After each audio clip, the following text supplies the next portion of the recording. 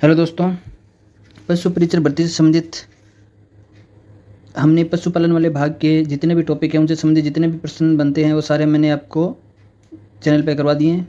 आप चाहें तो प्लेलिस्ट बनाई हुई है, वहाँ पे जाके सारे जो क्वेश्चन है वो देख सकते हो। आज से हम विज्ञान विषय है उससे संबंधित जितने भी क्वेश्चन बनते हैं उनके क्वेश्चन है वो आपको मैं करवाऊँगा, तो आप बने रहिए हमारे साथ।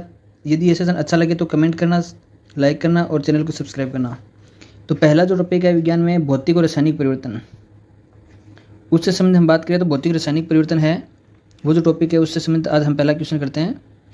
निम्न में से कौन सा भौतिक परिवर्तन है? रसोई गैस का बनना, दूध का फट जाना, चाय में चीनी का घुलना, भोजन का पचना। तो बताइए इसमें रसोई गैस का बनना, दूध का फट जाना, जल में चीनी का घुलना, भोजन का पचना। तो इसका ऑप्शन नंबर 3 सही हो जाएगा, जल में चीनी का घुलना।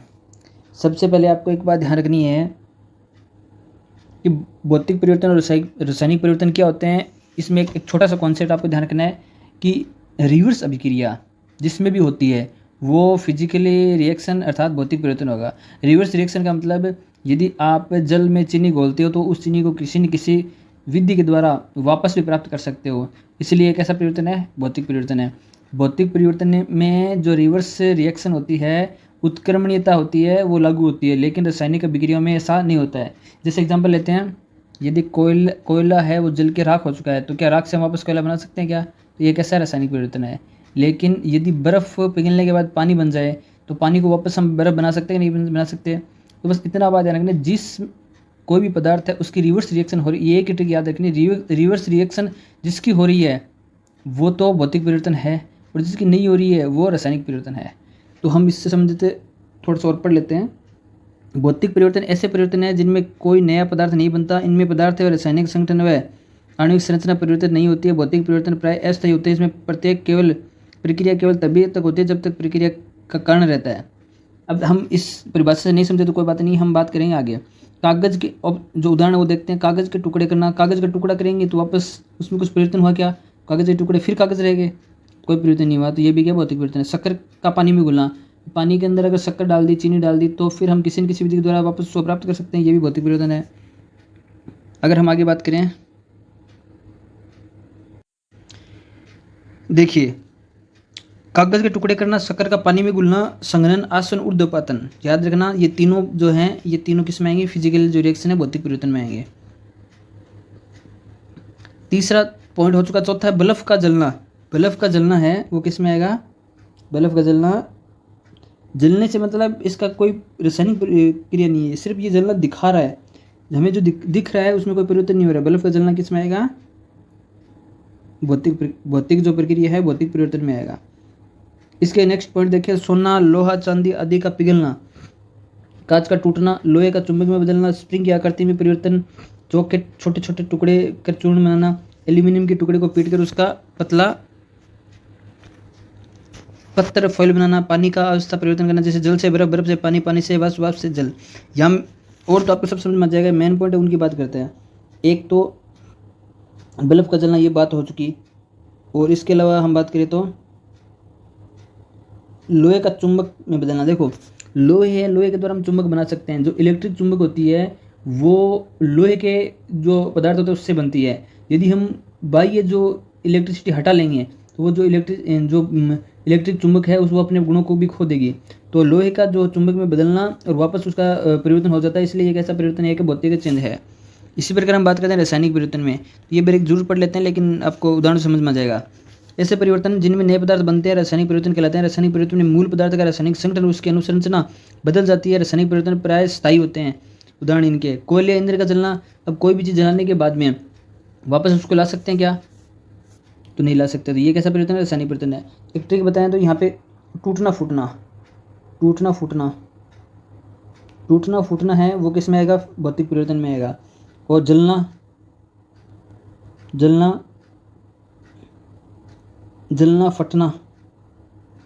फटना, ये दूध का फटना है। इसको अगर आप नहीं माने तो सिर्फ जलना, जितना भी जलने वाले जितने भी पदार्थ हैं, सिर्फ बल्ब का जलना छोड़कर, याद रखना बल्ब का जलना सिर्फ हमें दिखाने के लिए जलाई जा रही है, नहीं कि उसकी केमिकल रिएक्शन की बात करें तो वो अलग बात है।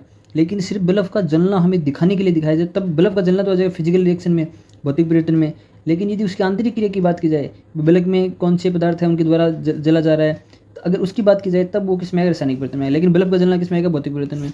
और हम बात करें तो देखो, कोयले व ईंधन का जलना हो गया, लोहे पर जंग लगना, लोहे पर जंग लगना, जंग किसके द्वारा लगती है, फेरिक ऑक्साइड के द्वारा, तो फेरिक ऑक्साइड एक रासायनिक परिवर्तन है, ठीक है। दूध से दही बनना और दूध का फटना, ये भी रासायनिक परिवर्तन है। फल सब्जी का पकना और फलों का पकना, मोमबत्ती व अगरबत्ती का जलना, आटे की रोटियां बनाना, ध्वनि का उत्पन्न होना।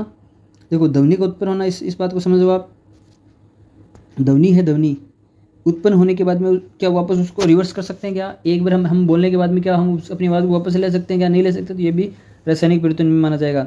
श्वसन क्रिया और किसी गैस का बनना, किण्वन द्वारा शराब का निर्माण, पौधों द्वारा प्रकाश संश्लेषण, पटाखों का विस्फोट होना, रंग में परिवर्तन होना, पत्तियों का खाद बनना, शरीर में खाद्य सामग्री का ऑक्सीकरण, ये सब जितने भी पॉइंट हैं आपको रट लेने, एक तरीके से याद रहते रहे, नहीं तो आपको रट लेने हैं। यहाँ से एक क्वेश्चन पक्का भौतिक रासायनिक परिवर्तन का, 1 और 2 क्वेश्चन आराम से आपके पशु परिचय भर्ती में या किसी अन्य भर्ती में आएंगे।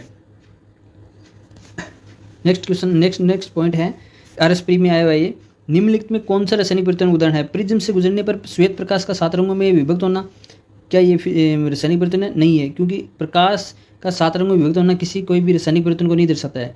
सब्जियों को पकाने पर उसका मुलायम हो जाना, सानी हुई मिट्टी का सूखने पर भंगुर हो जाना, नमक का पानी में घुलना। तो जो ऑप्शन नंबर बी है, 2 है, वो हमारा सही हो जाएगा। सब्जियों को पकाना, उसका मुलायम हो जाना, पकाने के बाद भी उसका परिवर्तन हो जाएगा, आपने को पता है, ऑप्शन नंबर 2 सही हो जाएगा। इसी में क्वेश्चन नंबर 3 है, ये जो पॉइंट नंबर है, ये पॉइंट चल रहे हैं, एक सेकेंड। रासायनिक क्रिया नहीं है, कागज़ का जलना रासायनिक क्रिया है, कोयले का जलना, पानी का वाष्प में बदलना, तो आपको बताया था वाष्प में बदलना, उद्दीपन, ये सब क्या है, भौतिक परिवर्तन है। तो ऑप्शन नंबर सी हमारा सही हो जाएगा। भोज्य पदार्थ का बचना रासायनिक परिवर्तन है। तो ये व्याख्या आप देख लेना चाहो तो, अन्यथा मैंने आपको ऊपर समझा चुका हूँ। क्वेश्चन नंबर ये हो चुके हैं। आगे हम बात करें तो यहाँ जाइए, निम्नलिखित में से कौन सा भौतिक परिवर्तन का उदाहरण है। कागज का जलना, जंग लगना, चांदी का काला होना, पानी का उबलना। तो यहाँ पे भौतिक परिवर्तन कौन सा हो जाएगा, पानी का उबलना। पानी के उबलने में कोई भी दूसरे रासायनिक पदार्थ नहीं बनते हैं, तो ये ऑप्शन नंबर 4 हमारे से हो जाएगा।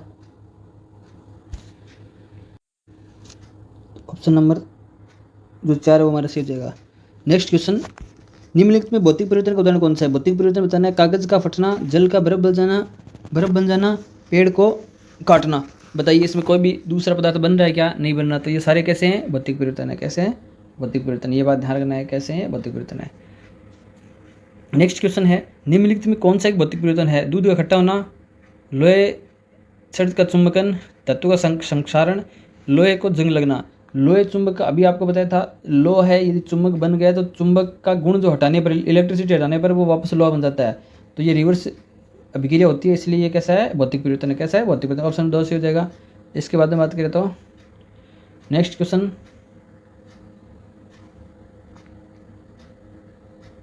निम्नलिखित में कौन सा भौतिक परिवर्तन है। वायु मैग्नीशियम के तार का जलना, गर्म करने पर प्लेटिनम पीटी का तार का चमकना, अम्लीकर जल का विद्युत अपघटन, कार्बन डाइऑक्साइड को चूने के पानी में गुजारना।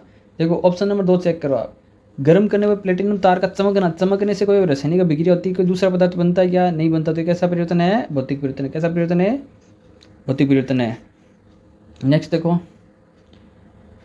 जब लोहे में जंग लगता है तो उसका भार, देखो लोहे में जंग लगना, ये बात इंपॉर्टेंट ध्यान रखना। लोहे में जंग जो लगती है वो फेरिक ऑक्साइड से लगती है, फेरिक ऑक्साइड से लगती है।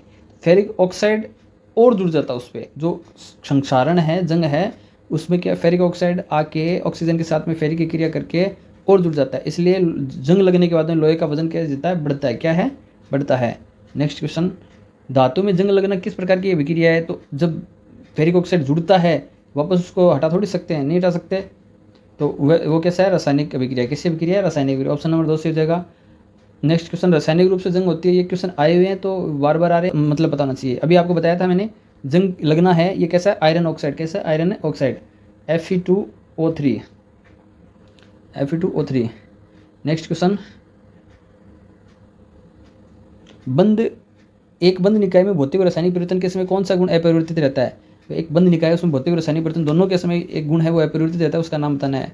कण का विन्यास चेंज होता है, घनत्व चेंज होता है, आकार चेंज होता है, लेकिन द्रव्यमान है वो कभी चेंज नहीं होता है। जो पदार्थ है जितना बनेगा उतना, जितना मिटेगा उतना बनेगा, जितना बनेगा उतना मिटेगा, तो ये द्रव्यमान है कभी भी नष्ट नहीं होता है। नेक्स्ट क्वेश्चन, कौन रासायनिक परिवर्तन प्रस्तुत करता है? हमें ये 4 ऑप्शन इसमें बताना। पारदिक ऑक्साइड की उष्णता, आयोडीन का उदातीकरण, एल्कोहल का वाष्पीकरण, प्लेटिनम तार की उष्णता। बताइए कौन सा ऑप्शन सही इसमें? पारदिक ऑक्साइड की उष्णता, तो पारे के साथ में ऑक्सीजन मिल जाता है, तो पारे ऑक्सीजन मिल जाता है, यह कैसा परिवर्तन है? रासायनिक परिवर्तन। ऑप्शन नंबर ए हमारा सही हो जाएगा। ठीक है, नेक्स्ट क्वेश्चन आ जाओ। काटने के पश्चात सेव का भूरे रंग में बदलना कैसा है? रासायनिक परिवर्तन है। कैसा है?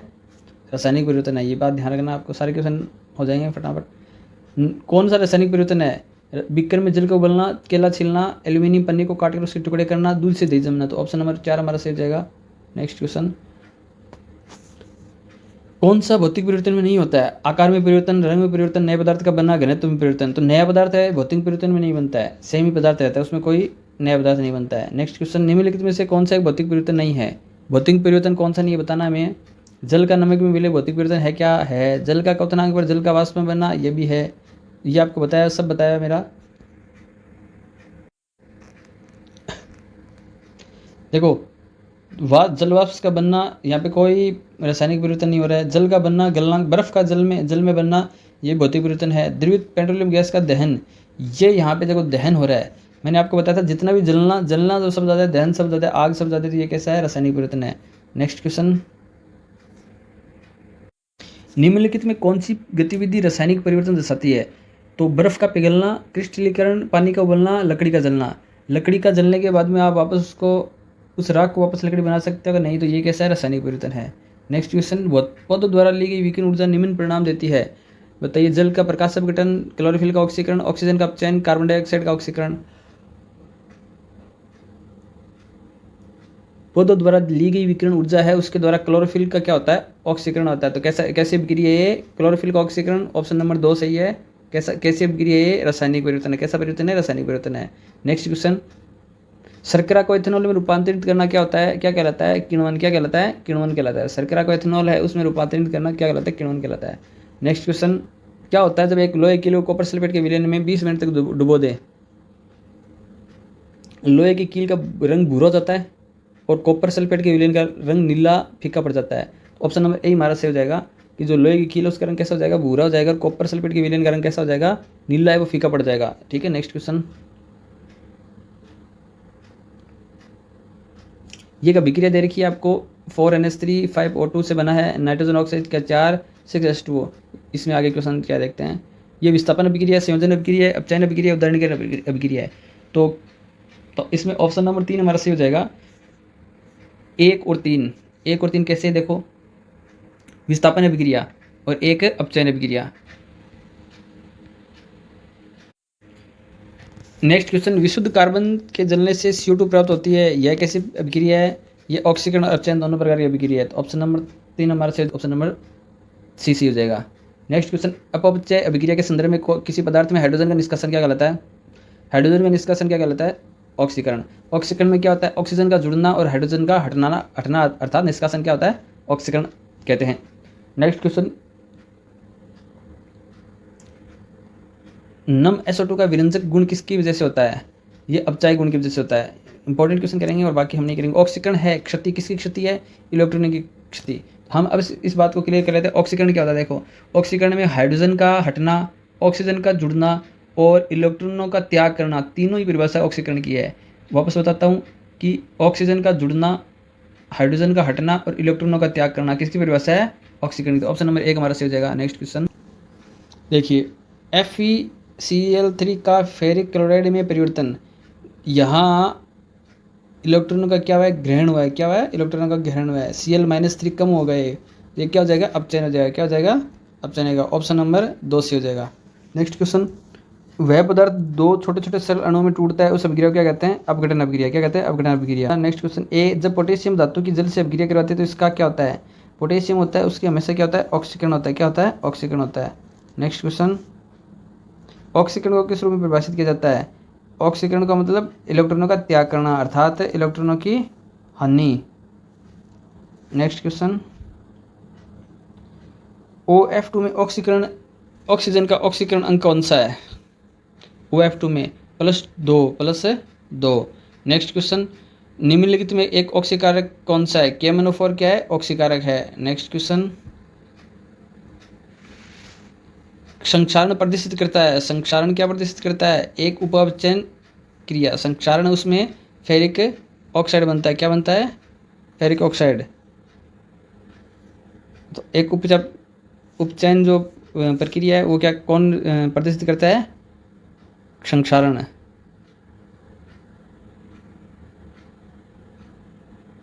नेक्स्ट देखो, निम्नलिखित में कौन सा प्रक्रम ऊष्मक्षेपी है?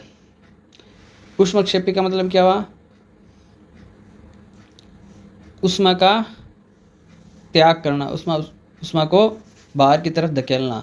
तो ऑप्शन नंबर 1 कपूर का उद्योपतन, नहीं ये नहीं हो सकता। एक सांद्र अम्ल का तनुकरण, हाँ ये हो सकता है। बिना बुझे हुए जल के साथ जल की क्रिया, ये भी हो सकता है। जल का वाष्पीकरण, ये नहीं हो सकता। तो ऑप्शन नंबर 2 और 3 हमारे क्या हो जाएंगे? सही हो जाएंगे। 2 और 3। दोस्तों ये हमारे क्वेश्चन कंप्लीट हुए। कैसा लगा सेशन? कमेंट सेक्शन में अवश्य बताइए। धन्यवाद।